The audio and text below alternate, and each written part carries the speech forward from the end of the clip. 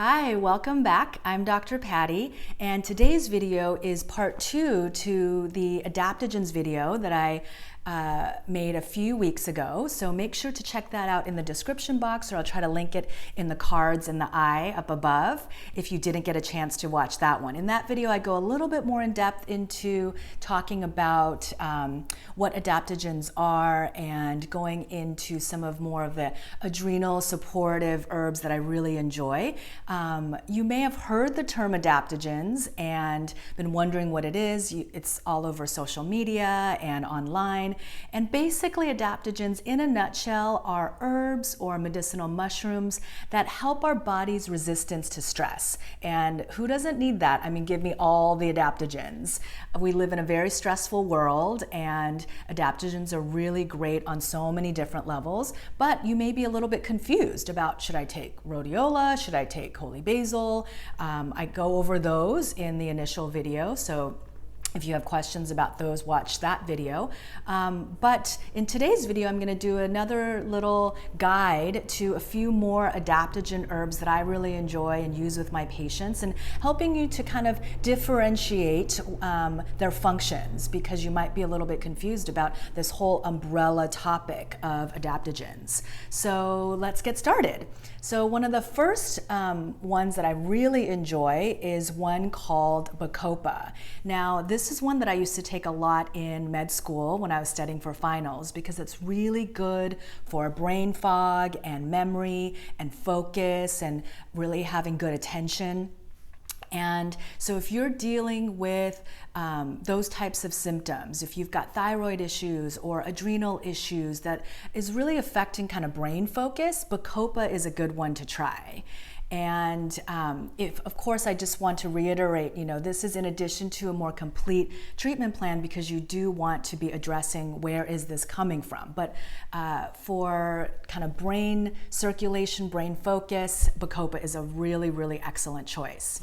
Next is one you also may have heard of. It's actually a Chinese herb, and it's called Shou Wu.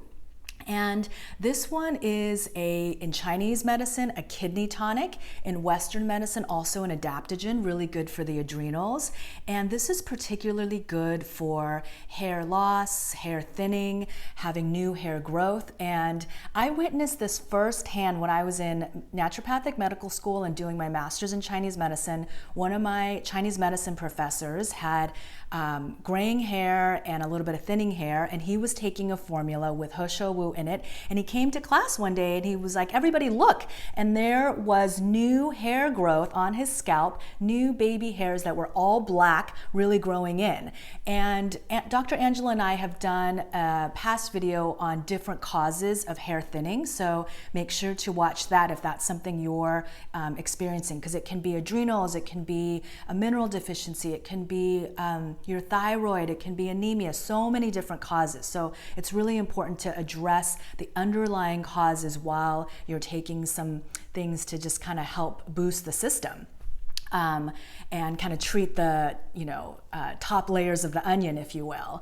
And I often say, if you don't think stress affects your hair, look at any president who has started their term and ended their term. And not only have they aged from all the stress, but always, always their hair is either thinning or their hair has gone gray. So you can bet that stress has a huge effect on our hair and our scalp hair. So, Shou Wu can definitely be helpful for that.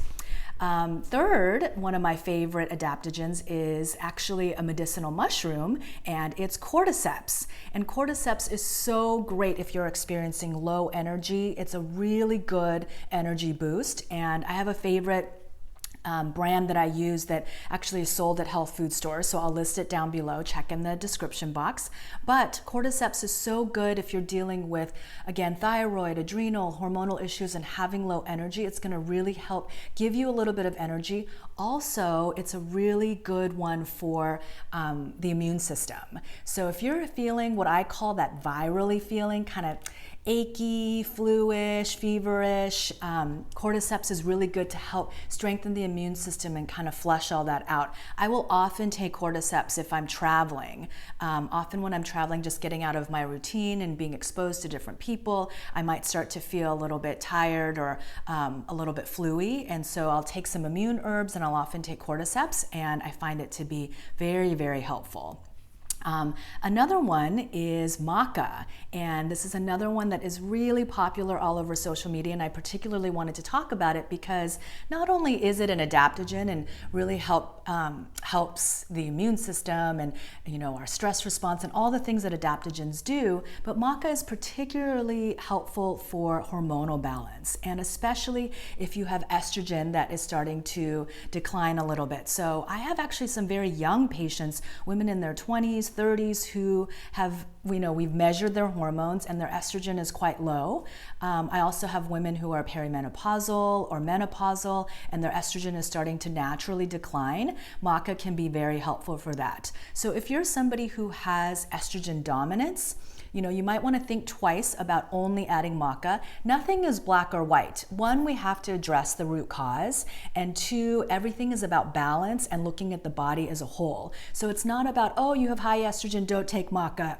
Excuse me. You have low estrogen, take maca. It's really about, okay, what needs to be addressed as a whole. But I will say, just be a little bit mindful if you have worked with someone and actually measured your hormones and your estrogen is high, or you have estrogen dominance where it's even normal to high estrogen but low progesterone, maybe don't just take maca. But for hormonal balance, maca is very, very helpful. I've even seen women do very well on maca who are having hot flashes or night sweats, things like that. So that's a little bit about the maca. And then another herb that I really enjoy is astragalus. And astragalus sort of straddles many different categories, but it is definitely in the category of adaptogens, but it's also immune modulating, really excellent for strengthening the immune system and keeping that immune system strong. So in Chinese medicine, we talk about something called the Wei Qi. Qi is sort of our life energy that circulates through our bodies, helping to keep everything functioning well. But if you think about the immune system and if you think about this concept of the Wei Qi, we have sort of this armor that we have that keeps everything, good boundaries, energetic boundaries to keep pathogens, bacteria, viruses out of our system. Again, it's not that black or white because, if you think about the microbiome, we have billions of bacteria all over us that live with us and on us. But this concept of the immune system, of having a good barrier to keep anything that's too pathogenic or anything that's going to really harm us out of our system. Astragalus helps to keep that armor strong. So in Chinese medicine, we have this saying, you don't want to lock the robber in the house. So if you're already sick, in my opinion, astragalus would not be the best choice because it's going to strengthen that barrier, and you really want to keep all your emunctories, your detox pathways, all the doors open basically to flush everything out, and astragalus may actually kind of keep things in a little bit. This is more Chinese medicine theory, more so than Western herb theory. So astragalus is something that I usually take or recommend more for preventative, and I switch to other immune herbs if I've already caught a cold or a flu, or a patient is experiencing sinusitis or something like that. So that's astragalus, a little tidbit there. And then lastly is another medicinal mushroom like cordyceps. It is reishi. Another one you may have heard of, really powerful immune strengthening medicinal mushroom. This one you can take preventatively or to strengthen your immune system if you're not feeling so well, and it's quite powerful. It's often even given to cancer patients. You can take it for colds and flus. You can take it as a daily tonic. Really a beautiful medicinal mushroom.